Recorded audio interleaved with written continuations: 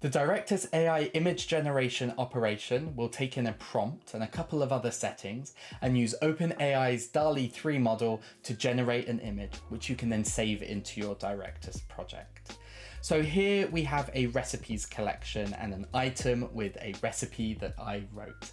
And there is an empty field here for an image. Because I'm actually not a good chef, we're going to use AI to generate an image, which we can then use on things like social media or the recipe website header, things like that. So we are going to create a new flow, and we'll call this one generate image. And we'll make this a manual flow trigger on the recipes collection. So a button appears on the right. Now, we are going to manually give it a prompt because we don't have an amount of text suitable to send for an image generation, only a big recipe that's too long. So we'll add a single field here. I'll just call it prompt. You might choose to call it something nicer, and we'll just make it a little text input here. Now that had a key of prompt. And what that means is whenever that button is pressed, we will receive the ID of the item where we press the button and also the prompt itself. And so we are going to use that prompt and send it off for image generation. So we will go ahead and create a new operation here, and we will use the AI image generation operation.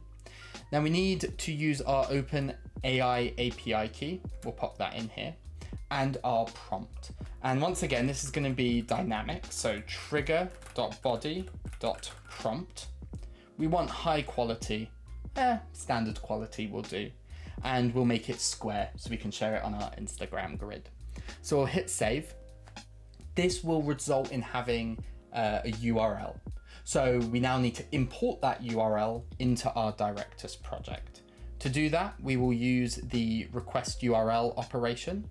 And we'll make a post request to this Directus project URL /files/import. Just a note that I've made image file creation publicly available. If that is not the case and you need to authenticate, you'll just need to use an authentication header. And inside of the request body, we are going to set the URL to the value that was returned from the last operation, which is just a URL string. So that will import the image to our file library. The final step is that we want to save that image into the actual item where we triggered the flow to begin. So we're going to add one final operation here, which is to update data. We are going to update the recipe, specifically trigger.body.keys0, which is the ID. And we are going to update the file value. File, and that is going to be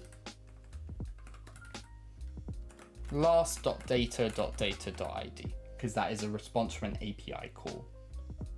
And that should be it. We should be able to press the button. It will come up with a box for the prompt. It will go and generate the image, import it, and save it back to the image. So let's try that out. Let's go in here. Let's generate image. I've got this rudimentary prompt written, and we'll run flow on current item. Now, image generation takes a little while, so we'll come back when it's done.